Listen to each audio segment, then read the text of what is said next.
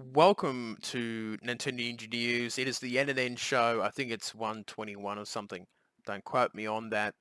And we're here to talk. It's a bit of sort of a viewer's request. I put out a request in the Facebook groups to get them to ask me questions, so I would explain to them my answers and things like that. And the first one is the Nintendo Switch versus Project Scarlett and PS5. Is Nintendo doomed? I always wanted to put that in a title. Now I get to do that. Um, my answer is, well, I think eventually the Nintendo Switch will have to be upgraded in terms of um, being sort of keeping up with the power levels of the PS5 and Project Scarlett. And I don't think it's going to be too bad for Nintendo. I mean, there's still a, a power difference in terms of it's only got half the amount of RAM. The graphics is clearly not as good as a PS4 Pro or an Xbox One X. So there's all those little differences too. But I think the success of the Nintendo Switch is not because of its graphical powers and things like that. It is purely because of the ability to make the switch between portable and TV. And I've said this is like the perfect console for the working person who's over 30 years old. It's the perfect console for the Nintendo parent who is time poor, trying to squeeze half an hour to an hour of gaming, and they've got the Nintendo Switch to do that with. They can do it while they're taking public transport or sitting in bed looking after the kids or something like that. So that's where Nintendo Switch has been quite successful, and that's why I think that I don't think Nintendo will have too many problems about that. The only problem is when they try to get games to port down from a PS5 to a Switch, and you might see some pretty large differences there, or it just becomes too difficult. I think by the time these two consoles will come, you will probably see probably a mini Switch version or a Switch Pro version that will come out. That will be a bit more beefy, a bit more powerful, and that will help out with the power differences. The GPU and the RAM and things like that. But honestly, I don't see it as much as an issue. I don't think Nintendo's fretting. They've got all the great IPs. They've probably delivered the best version of Smash Brothers ever, the best version of Mario Kart. Um, they've probably delivered one of the best versions of Legend of Zelda and a Mario 3D game.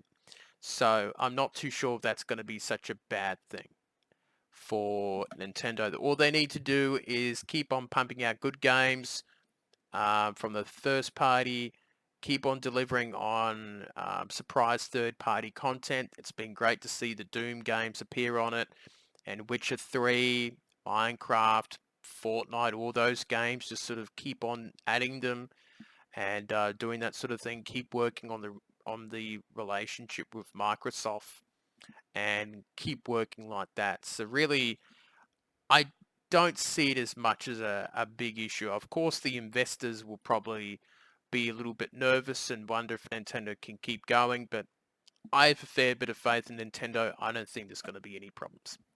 For that question, for the very first one, so I don't think it's that bad. I'm still enjoying my Nintendo Switch, and I don't think that I've um,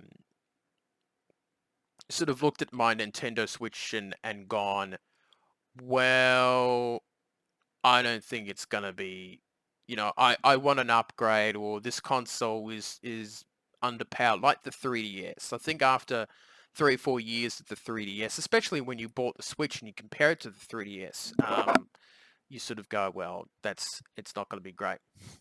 So thank you for the question there, Nicholas. And the other one that Nicholas did ask me, which will magically appear on your screen by the magic of video editing, is also if Nintendo announced a legacy collection for some of the older games, F-Zero, Star Fox. What games would you like to see received in a legacy collection? I'm just going to take a drink because I'm running out of...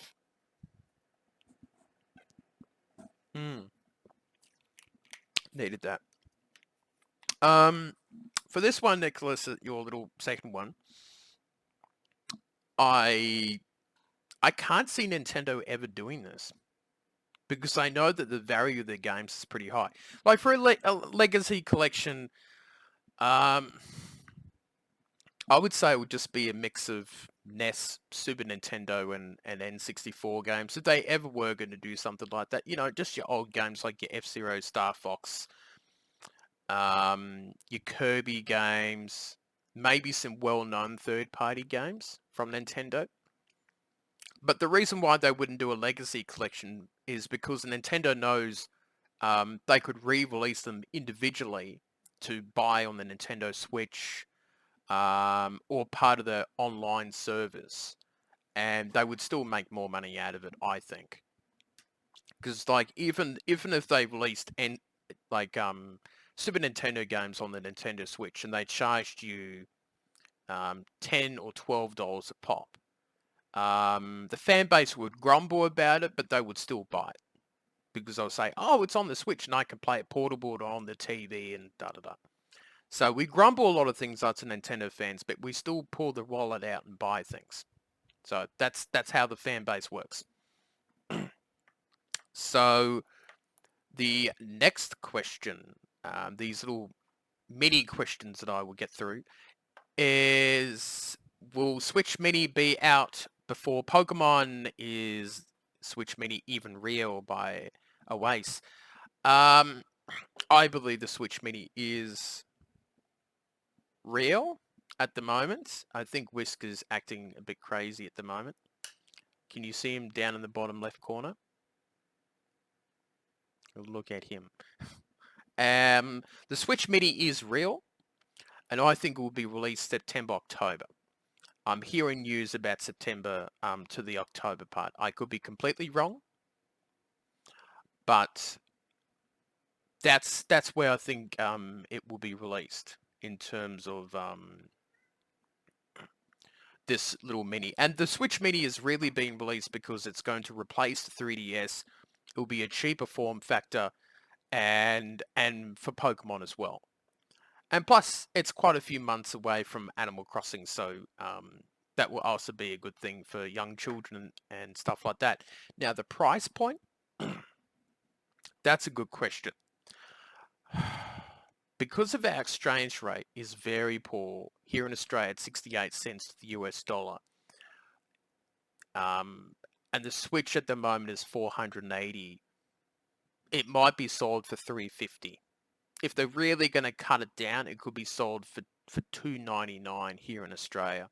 But even if it's $350, I don't see it as a big discount due to the regular Switch getting discounts down to $399 and even sometimes $390, $349. So you would have to wait for the Switch Mini to come out and then wait for it for a sale, discounted down to $299 or $250, who knows. But because of the exchange rate, it's very hard to know what that price would be for the Switch Mini and how much Nintendo thinks people will go out and buy a Switch with less features. It's always a hard point, that. But I think, yes, it's real and it will come out in its own time the next few months. And the last question for this one is, what is my most and least anticipated E3 titles and why? My most anticipated one would be, I mean, I could just cheat and say Super Mario Maker 2. That's a game that I'm looking forward to. Be able to play people's levels and stream them online and all that sort of stuff, and that would be good. There's probably a couple of other games that I like the Marvel game, which is pretty cool. My least anticipated one is I'll cheat again and just say um, Fire Emblem Three Houses. I have no interest in the series. It's just not my cup of tea. I wouldn't review it, to be honest. Um, and I played 2 or 3 games out of the series, but I just never got into it. So that's just the way it is. Some people like certain games and some others don't.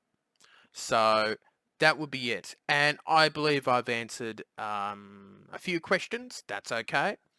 And we'll do another one of these episodes next up soon. But to recap for the main question that delivered a bit of meat to the answer, I think the Nintendo Switch will be fine against the next generations, but um, I wouldn't wait around too long without a pro version or something to ev- sort of even the odds a bit more over time. So that is it for me, and I shall see you later on.